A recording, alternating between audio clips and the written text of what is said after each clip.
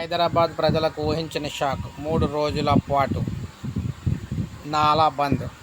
అంటే 3 రోజుల పాటు వాటర్ బంద్ అయితే చేస్తున్నారు హైదరాబాద్ ప్రజలకు. మీరు చూసుకోవచ్చు, గోదావరి తాగునీటి సరఫరా పథకం దశ 1లో భాగంగా పెద్దపల్లి జిల్లాలోని మురుమూరు నుంచి బొమ్మగల్ వరకు ఉన్న మెయిన్ పైప్లైన్ ఏర్పాటు లీకేజీలు అరికట్టడానికి మరమ్మత్తు పనులు చేపట్టారు. దీంతో నగరంలోని పలు ప్రాంతాల్లో 36 గంటల పాటు తాగునీటి సరఫరాకు అంతరాయం కలుగుతుంది.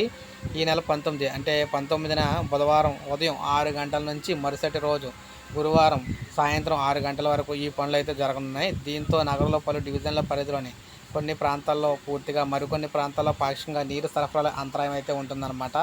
పాక్షికంగా అంతరాయం ఉండే ఏరియాలు అయితే ఇక్కడ ఉన్నది అనేది మీరు చూసుకోవచ్చు.